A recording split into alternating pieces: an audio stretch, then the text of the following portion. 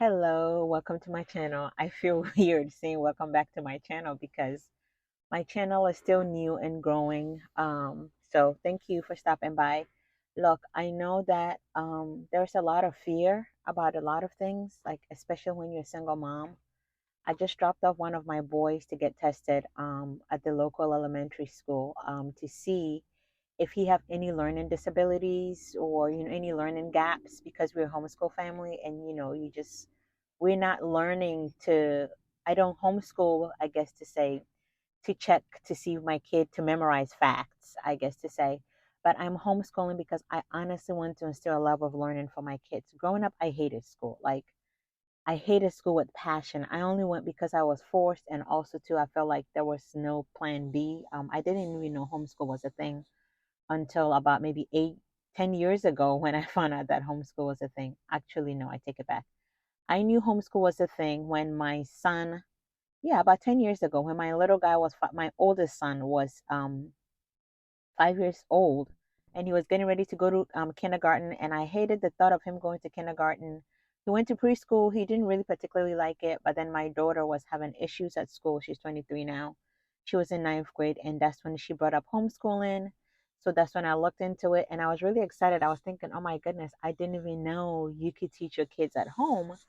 So that's how we got started into homeschooling. But I wanted to share this back to my story about the fear of labels and stuff, especially when you're a single mom. The world tries to tell you that, oh, just because you're a single mom, you can't raise your kids, you're going to turn out, whatever, whatever, and all those things.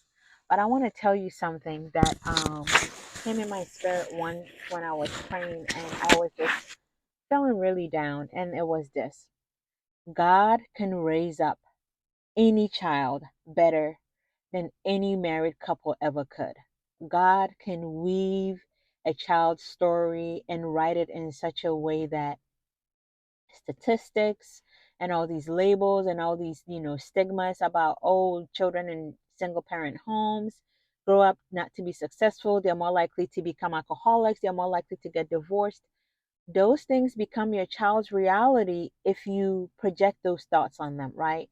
If you keep telling your child, oh, you're this because of your dad, or you're this because of your mom, if you're a single dad watching this video.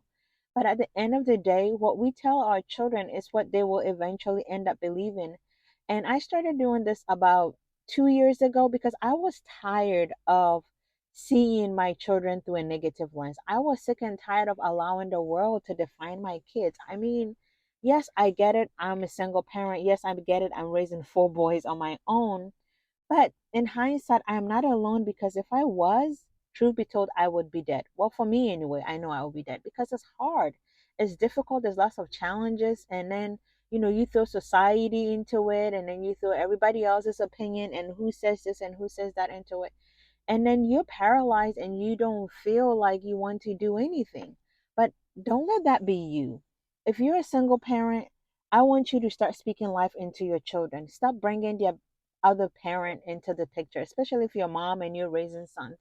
Stop making everything about their dad, or why their dad do this, why their dad do that. I stopped saying that I'm raising my boys because I don't feel like their dad can't raise them.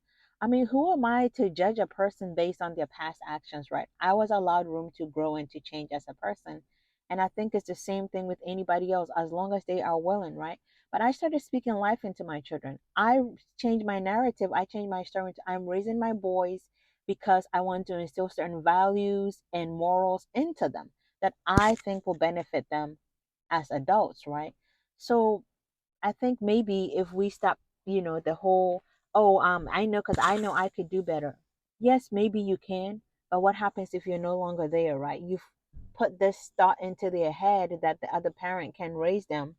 So if you are not there or something should happen, how do you think they're going to receive that other parent, right? How do you think they're going to act towards them? They're going to act towards them as somebody who's incapable of raising them. So I just wanted to share that. I was really scared of bringing my son to get tested.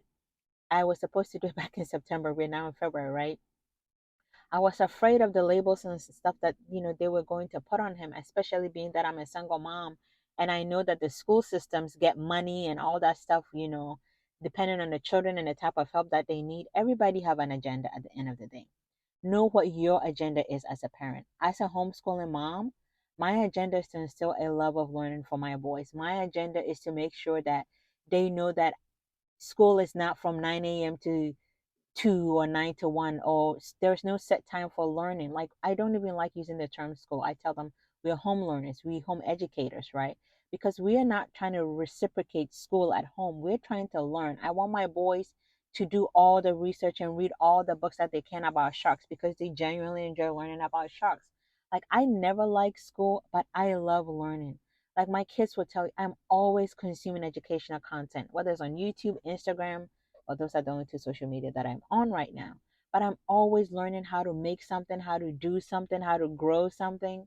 So if you are in the trenches of single parenting and you find that things are not going the way that you want it to go, maybe you should change your narrative. So I stopped getting scared about the box that these people are going to put my son in. I looked at it this way and I changed it this way. I told myself, this will allow me to know how to better help him, right? What curriculum aligns more with his learning lifestyle and where there's gaps and where I can fill in. This was supposed to be a video about my son, um, and how I was trying to deal with that fear. And then it went on to a whole nother other thing. But I just want you to know this. You are capable of raising your children. Think about it. If God knows how every story is going to end, and I'm talking about the God of the universe, I'm talking about the one whose son is Jesus Christ who died on the cross. I just feel like I need to make it clear because nowadays there's so many religions out there. I'm a Christ follower. That's what I am, and that's what I'm teaching my children. At the end of the day, God decides. God writes your children's destiny. It says there's life and death lies in the power of the tongue, right? Are we going to speak life to our kids, or are we going to doom them with our mouths and with our negative comments and our limiting beliefs? So that's all I have for today.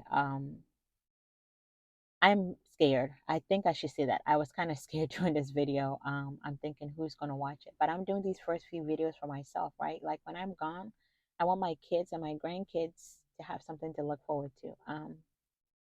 So anyway, thank you for stopping by. I pray and hope that you have a wonderful day. And I will see you in my next video. Shalom.